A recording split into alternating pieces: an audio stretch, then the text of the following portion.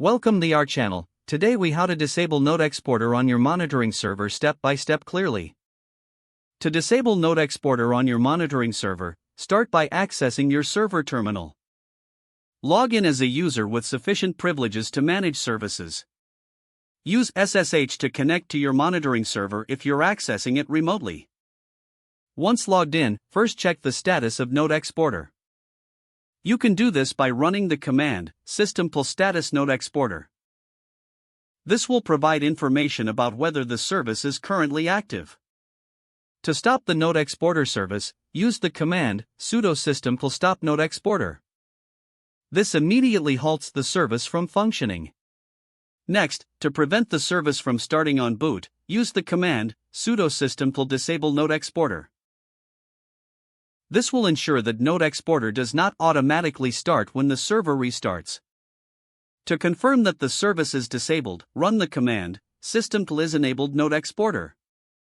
It should return the status as disabled. If needed, you can also remove the Node Exporter package entirely.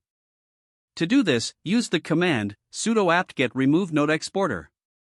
This uninstalls it from your server completely. After any changes, consider checking your system's performance metrics. You can do this by reviewing your monitoring dashboard or logs. Finally, document any changes made for future reference. This will help maintain system integrity and assist in troubleshooting if necessary.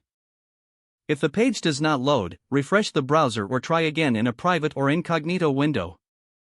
Make sure you are using the correct email address, then retype it carefully to avoid small typos. If your password is not accepted, use the reset option and create a new strong password you can remember.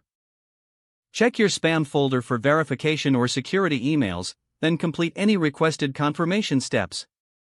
Enable two-factor authentication if available. After signing in, review your profile details so your contact information and settings are accurate and current. If you see an error message, note it down and try again after restarting your device and internet connection. Log out when you finish, especially on shared devices, to keep your account and payment information secure. If the page does not load, refresh the browser or try again in a private or incognito window. Make sure you are using the correct email address, then retype it carefully to avoid small typos. Don't forget to like this video and subscribe to our channel for more step-by-step tech guides.